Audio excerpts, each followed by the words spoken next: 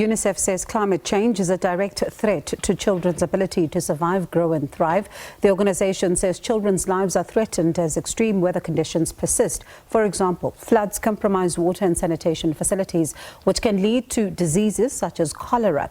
Food insecurity relating to climate change is also a serious issue. The report further says that this adds challenges as less than 21% of young children receive adequate nutrition or a minimum acceptable diet.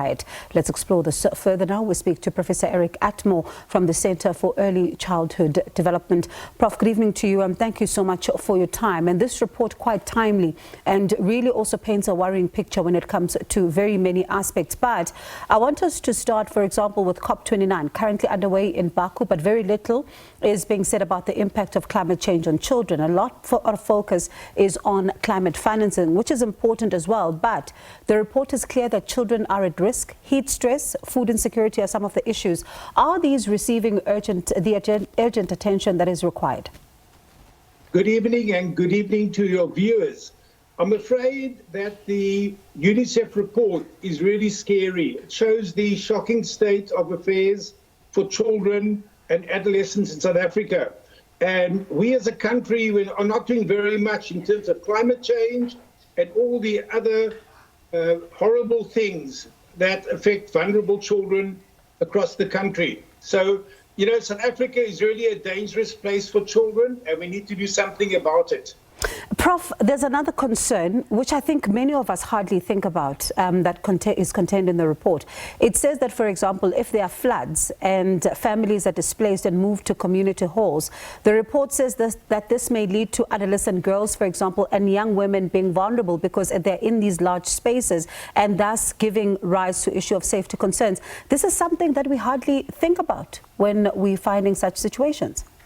You've got it 100% correct. You know, the report also tells us that 58% of children aged 5 to 16 have been direct victims of sexual abuse. And when children are moved to community halls, they are put at risk. So we really need a better solution to these difficulties. So we're now headed again to the 16 days of activism. It is a campaign that we have each and every single year. So I'm listening to what you're saying now. So each and every year we talk about how worrying these stats are, but is it all just lip service?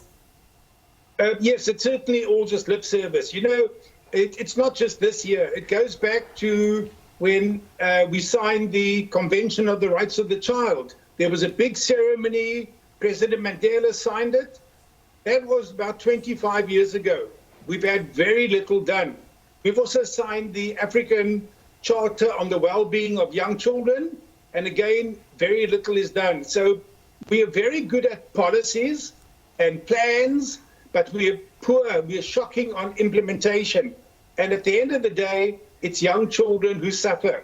Education-wise, health-wise, protection from violence, nutrition, children really are in a bad state in South Africa. And what does this do further then when it comes to their development? Because if we're still talking about food insecurity, for example, in 2024, something that we've known over time, we're still talking about discrimination. We're talking about them being deprived economically.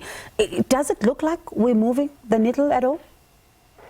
Look, we are moving the needle slightly, but at a pace, you know, after 30 years of democracy, we would have expected every child to have a place in a preschool environment, every child to be in school and able to read at age 10, read for meaning and understanding, all children to be well nourished. But we know that this report and many other reports tell us the exact opposite. An overwhelming number of our children receive an adequate diet. Very, very few, less than 21% are receiving the minimum acceptable diet. So it really is a tragic situation and for vulnerable children. And if you have less than 21% of them receiving an adequate diet, it speaks to their development as well, because there will be issues there. Of course, you know, there's an old saying, a hungry child cannot learn. And we see it. If a child goes 12 hours without sustenance, without food, before entering the classroom at 8:30 in the morning, that child cannot learn. And one of the things that are really tragic is that at the moment, the Department of Basic Education is sitting on a grant from the Treasury of 197 million rand, which 7 or 8 months into the financial year has not been spent yet. How is it in a country where children are undernourished, are hungry, and are not being fed?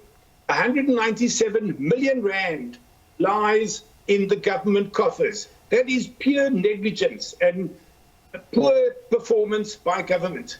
Does it speak to not knowing how to utilize it, or what does it tell us? Look, it speaks to me to a lack of political will. You know, those budgets are determined in advance. The minister and the officials know exactly what's in there, but how can we not spend it? Somewhere along the line, officials, public officials are not doing their job, and they must be called to order, because we are in contravention of the rights of the child that we've signed. We are in contravention of all our wonderful policies, which sadly never see implementation. What is at risk, Prof, if a nation is not able to adequately take care of its children? Well, if we can't take care of our children, children look to who in their community can take care of them.